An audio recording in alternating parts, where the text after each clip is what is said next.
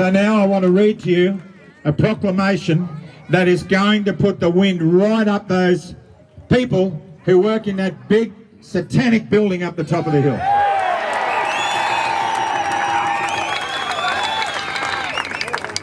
This is a historic day. The 5th of October 2022 will be a day that will be remembered fondly in history. February, sorry. I've been on the road for 7 months. I don't even know what name I are. This comes from the desk of former Federal Senator for Western Australia, Rodney N. Cullerton. I need to read that to make this official. Landmark Parliament of the Commonwealth.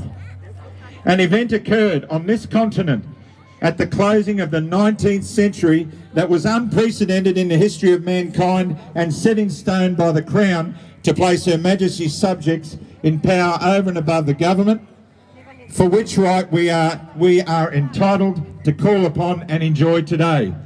In other words, you have the right. Our position of authority over government is still law today. Listen to these words. Our position of authority over government is still law today. The authority of the people has been expressed in law for well over a century under the legal name of the Commonwealth of Australia. Whereas the people of Australia have made this pilgrimage to Canberra, God bless you, and gathered at this Commonwealth Parliament building to recognise and claim our right of sovereignty, and to this end call upon the paramount duty of the Crown to all of us. This icon building of the Commonwealth Parliament carries the public notice by which manner the purpose of government is to be carried out, as does a flag upon a ship indicate by which authority it sails the seas, hence the red ensigns. This authority in and over the Commonwealth for everyone to see is the Crown of the United Kingdom by the display of the Royal Coat of Arms, and here we can see by which affairs of the Commonwealth is carried out, and that is the authority that our foundation law requires. If we inspect the current building of Parliament across the pond, we notice the display of the Crown authority for the Commonwealth is nowhere to be seen. I'm talking about the new Parliament House. The Crown is not on the coat of arms, and this is significant. There is no Crown authority on display at the venue. It's the first indication that the business of Commonwealth does not occur there, so we must ask, what business does the venue of Parliament concern itself with, if not the Commonwealth of the people? Who are you serving? And the answer to that simply, the business of the Parliament of Australia, in contradistinction to that of the Parliament of the Commonwealth, which is you the people. And to be sure that there is further indication of this departure from the Commonwealth, the name under which the executive is known is not the Commonwealth Government, but instead the Australian Government. All of this is taken to be authorised under the authority of the Australian Government and not the Crown, and that is illegal. Neither of these current practices has been allowed by our Constitution, for which authority is required to be under the Crown. There exists no constitution for the Parliament of Australia or the Australian Government. We don't have a constitution and we don't have a Bill of Rights. Isn't that obvious? We gather in acknowledgement of the venue for Commonwealth lawmaking and in protest of the current practice of a government without our authority. And that is to conduct all government business under the Crown. Our standard of law, for which Her Majesty, as Queen of United Kingdom, swore in 1953 to rule and to serve the people of Australia, and we call upon the renewal of that duty for the Commonwealth. The current Australian Government has records that span the previous 5 decades that provides evidence of their unlawful departure from the intent and practice of the Commonwealth Constitution and Crown authority when in 1973 the Great Seal of the Commonwealth of Australia was destroyed. The authority by which bills of the Parliament were stamped into law and the Queen of Australia was invented in contravention to law as to rename Parliament and government with the purpose to deny the people's authority over the Commonwealth. That's why we're here.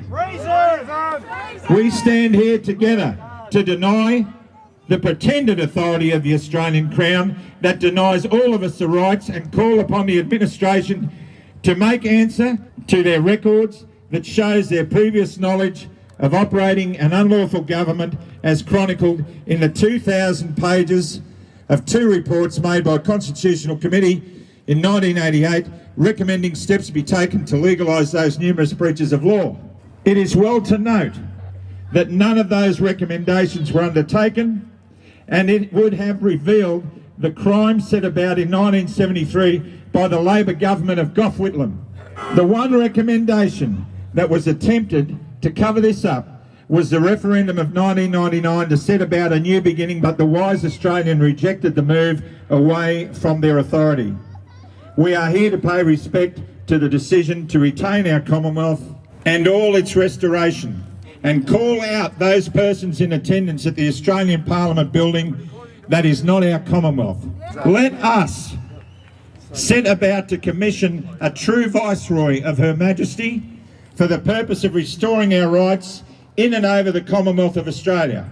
To that end, we must widely inform Australians that we have been gamed and taken as fools in compliance to government directives that are designed to display our subservience to their rule outside the law. It is time we ask the following question. Why is the government and the Parliament of Canberra failing to comply with the limits imposed by the Constitution of the Commonwealth of Australia? Signed, Rodney J. Cullerton. Sack them all! Sack them all! Sack them all! Sack them all! Sack them all! Sack them all! Sack them all! Sack them all! Sack them all! Sack them all! Sack them all! Sack them all! The Commonwealth of Australia under its people need to restore, to revive and to rebuild, because we have been mortally wounded almost.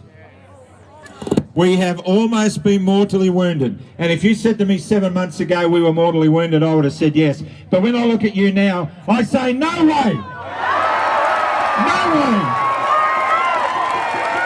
No way! And if you're a Premier of any of the states, if you're Palachuk, if you're Perrottet, if you're Daniel Andrews, I forget who the one is in South Australia and Tasmania, and if you're that guy, that dictator that runs Western Australia, what's his face again? McGowan. As you watch this federal government fall, so be your fate.